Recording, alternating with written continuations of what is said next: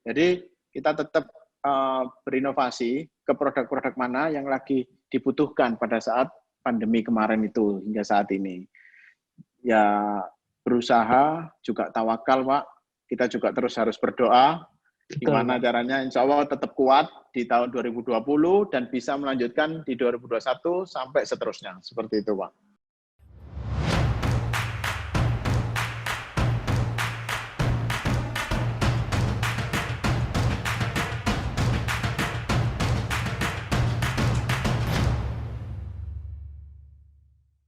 Kembali lagi para pemirsa yang dari rumah, berjumpa lagi dengan kita di Successful Total Quality Indonesia.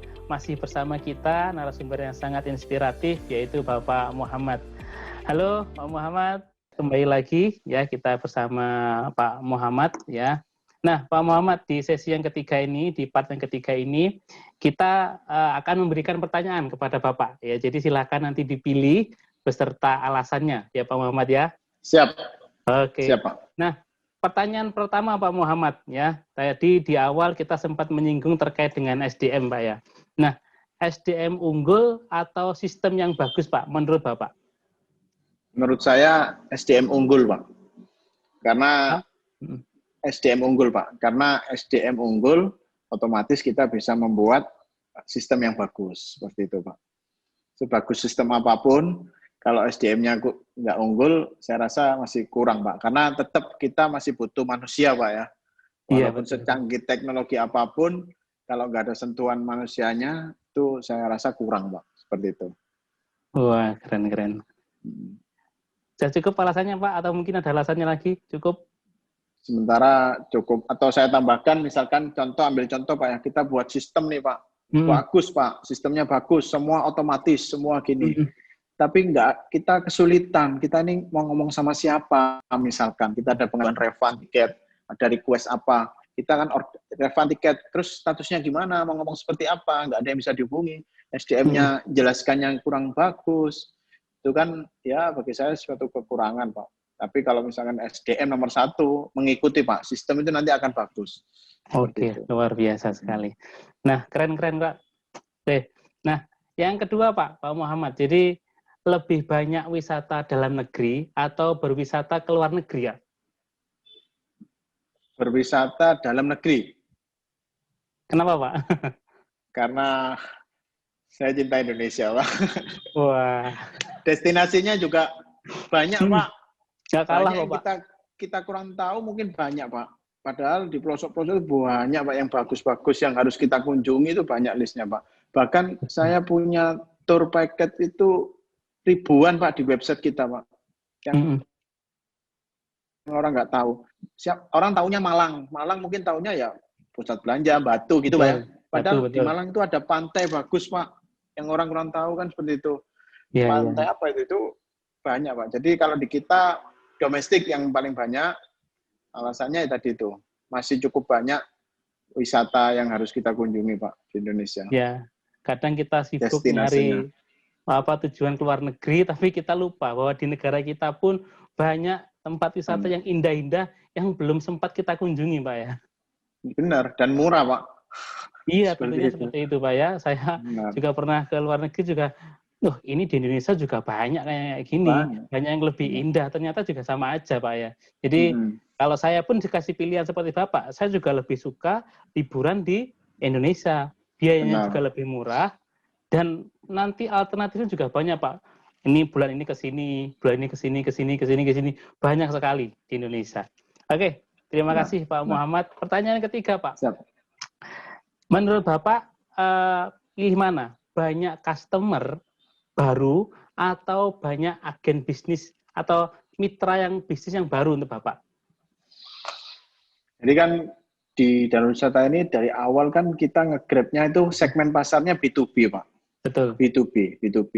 Tapi namun seiring berjalannya waktu, mitra bisnis itu juga kita perlukan seperti itu. Yang sama seperti kita Pak Danau Wisata Pak ya, untuk melengkapi fitur-fitur produk yang ada di Danau Wisata. Misalkan Pak, yang dinamakan mitra bisnis ini orang yang sama seperti Danau Wisata, tapi dia nggak punya produk. Misalkan nggak punya produk pulsa. Aku pengen kayak Danau Wisata, aku sudah punya tiket pesawat, hotel, ini sudah punya semua produknya dia sendiri nih Pak.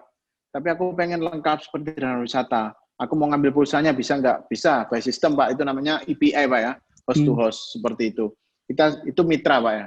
Jadi kita pengembangan mitra itu. Nah, semakin banyak orang seperti ini juga menguntungkan bagi kita karena kan dia punya segmen pasar sendiri kan Pak, jaringannya. Terus juga bermitra dengan korporasi, instansi Pak, yang sifatnya dia offline Pak. Kalau instansi sama korporasi kan dia nggak mau buy online Pak ya. Yang penting aku order ke kamu layani, kita bayar seperti itu. Itu juga perlu untuk saat ini. Jadi saya rasa perlu dua-duanya Pak.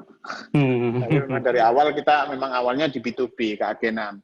Agen kita kan sudah cukup banyak. Tapi kalau ada peluang ke sana, bermitra bisnis dengan pihak-pihak lain, ya kita ambil itu Pak. Seperti itu.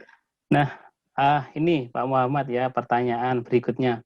Nah, kita kan tadi di awal, di part kedua, kita membahas terkait dengan pandemi. Nah, ini ada pertanyaan, kira-kira ya, bidang bisnis yang baru, yang berbeda, atau menambahkan produk yang baru pada bisnis kita saat ini? Menambah produk yang baru di bisnis kita yang saat ini, Pak. Kita terus berinovasi, mengikuti perkembangan zaman, Pak ya, di eranya. Seperti yang tadi saya sampaikan, kita juga mengembangkan pakai sistem logistik, Pak, kargo, seperti itu. Dulu awalnya kita nggak punya, tapi begitu kita di sini ada kebutuhan, ya itu bagian dari produk yang kita tambahkan untuk agen-agen kita, mitra-mitra kita kan, Pak. Yang saat ini lagi ngetren kan pengiriman. Semua kan sekarang lagi rame nih Pak, pengiriman Pak. Nah, kita ikut di situ. Kita siapkan mitra kita, agen-agen kita siapkan wadah untuk kamu bisa berjualan seperti itu. Jadi menambah Pak. Terus juga kita membangun sistem yang tadi saya bilang, fintech Pak. Fintech. Ke depan ini kan semua harus by cashless Pak ya. Cashless semua. Itu harus payment gateway dan lain-lain. Kita sudah punya izin itu. Itu jadi satu holding company kita Pak dengan PT Duta Teknologi Kreatif, itu holding kita juga yang bergerak di bidang payment gateway Pak. Tapi itu berkesinambungan sekali lagi Pak. Dulunya ada pulsa, terus ada travel online, terus yang ketiga ini payment gateway. Nah kita jadikan satu ini Pak. Ini semua sudah mengakomodir seperti itu. Keren. Jadi milihnya tetap di bisnis yang sama tapi dikembangkan Pak ya. Benar, sesuai kebutuhan. Tetap konsisten dengan bisnis yang pertama, Pak ya? Oh ya, harus Pak. Kalau enggak nanti kepecah Pak konsentrasinya Pak. Oke, Pak Muhammad ya. Ini terakhir pertanyaannya buat Pak Muhammad ya. Mungkin bisa memberi pesan ya, mungkin untuk para pemirsa yang mungkin saat ini bidang usaha sama dengan Pak Muhammad atau mungkin bisnis yang lain. Kira-kira apa sih Pak pesan-pesan dari Pak Muhammad untuk menghadapi masa saat ini? Ya masa pandemi, masa akselerasi percepatan teknologi digital dan sebagainya. Pesan apa Pak yang bisa Pak Muhammad sampaikan kepada para pemirsa di rumah Pak? Siap, baik Pak. Pesan saya untuk teman-teman, untuk siapapun yang menyaksikan video ini Pak, tahun 2020 sudah kita jalani bersama Pak.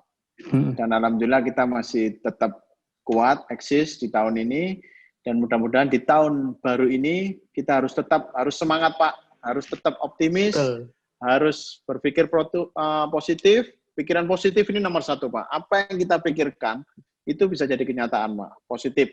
Ketiga, bekerja produktif Pak, kita nggak bisa berpangku tangan, ya udah gini, kita harus tetap berinovasi, seperti itu Pak ya. Karena kemarin ini kan ujian kita semua Pak ya. Saya percaya Pak, saya pegang erat prinsip Pak. Ujian sama dengan kemampuan Pak. Ujian sama dengan kemampuan. Nggak ada kita, di luar kemampuan kita, enggak. Ujian sama dengan kemampuan Pak. Pasti kita bisa. Siapapun itu. Orang punya ujian masing-masing dan belum tentu semua bisa dijalankan seperti itu Pak ya. Terus di samping itu tetap kita tetap berikhtiar, berusaha, berdoa, sesuai agama masing-masing Pak, kepercayaan masing-masing. Karena Pak, ikhtiar dan berdoa ini tidak bisa dipisahkan, Pak. Kita tidak bisa berikhtiar saja tanpa berdoa, tidak bisa. Berdoa aja tanpa ikhtiar juga tidak bisa, Pak. Betul, sombong Pak. Itu namanya, Pak. Seperti itu, Pak. Terus bagi perusahaan-perusahaan, Pak, jangan lupa bermitra dengan Total Quality, Pak. Wah. Kalau pengen seperti Dharma Wisata, Pak, Total Quality solusinya, Pak. Seperti itu, Pak. Hubungi nomor di bawah ini, Pak ya. Oke, terima kasih Pak ya. Jadi kita sudah mendengarkan seri yang sangat luar biasa dari Pak Muhammad, dimulai dari part pertama, kedua, dan ketiga. Ya, jadi kita banyak belajar dari apa yang disampaikan beliau, yaitu terkait dengan bagaimana kita menyiapkan inovasi untuk kita menghadapi perkembangan zaman seperti saat ini. Bagaimana kita menyiapkan strategi untuk bisnis kita, bagaimana kita mempersiapkan SDM, dan tentunya juga diiringi dengan sistem yang baik. Dan terakhir tadi Pak Muhammad berpesan kepada kita semuanya untuk kita tetap optimis, kita mempunyai mindset yang positif. Dan yang terakhir tadi beliau berpesan kepada kita semuanya tetap terus berikhtiar dan diiringi dengan doa. Semoga apa yang disampaikan oleh beliau bisa menginspirasi kita semuanya, tentunya untuk menjadi pribadi-pribadi yang lebih sukses lagi. Oke, terakhir saya tetap mengajak kepada para pemirsa yang ada di rumah yang mungkin belum sempat subscribe tadi, silakan bisa subscribe channel YouTube Total Fluent Indonesia, silakan di-share video yang ada di YouTube Total Fluent Indonesia, dan jangan lupa klik tombol lonceng ya supaya teman-teman yang ada di rumah bisa menerima update terbaru dari konten-konten motivasi yang ada di YouTube Total Fluent Indonesia. Dan jangan lupa follow Instagram, follow Twitter, dan juga follow untuk Facebook Total Fluent Indonesia. Sekian Success Talk dari Total Fluent Indonesia pada kesempatan hari ini. Semoga hari ini bisa menginspirasi kita semuanya. Terakhir saya mau menyapa seluruh pemirsa yang ada di rumah dengan salam apa kabar ya. Apa kabar? Sukses! Dadah, terima kasih. Sukses selalu untuk kita semuanya.